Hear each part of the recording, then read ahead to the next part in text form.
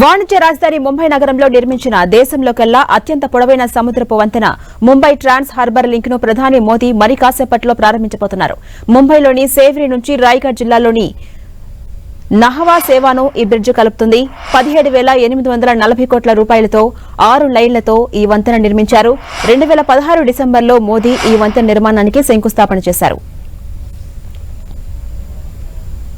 మాజీ ప్రధానమంత్రి అటల్ బిహారీ వాజ్పేయి గౌరవార్థం ఈ వంతెనకు అటల్ సేతు అని నామకరణం చేశారు. ముంబై, నవీ ముంబైల మధ్య ప్రయాణానికి ప్రస్తుతం 2 గంటల సమయం పడుతుండగా కొత్తగా నిర్మించిన వంతెనతో 15 నుంచి 20 నిమిషాల్లో చేరుకోవచ్చు. మొత్తం పొడవు 21.8 కిలోమీటర్ల కాగా 16.5 కిలోమీటర్లు ఈ వంతెన అరేబియా సముద్రంపై ఉంటుంది. మిగిలిన 5.5 కిలోమీటర్లు భూమిపై ఉంటుంది. ఈ వంతెనతో ముంబై ఎయిర్పోర్ట్ కు నవీ ముంబై ఎయిర్పోర్ట్ కు మధ్య ప్రయాణ దూరం భారీగా తగ్గబోతోంది. అంతేకాకుండా ముంబై నుంచి పుణె, గోవాకు వెళ్లే సమయం కూడా తగ్గుతుంది. ఇక ముంబై పోర్ట్ నుంచి జవహర్లాల్ నెహ్రూ పోర్టుకు మధ్య కనెక్టివిటీ పెరుగుతుంది.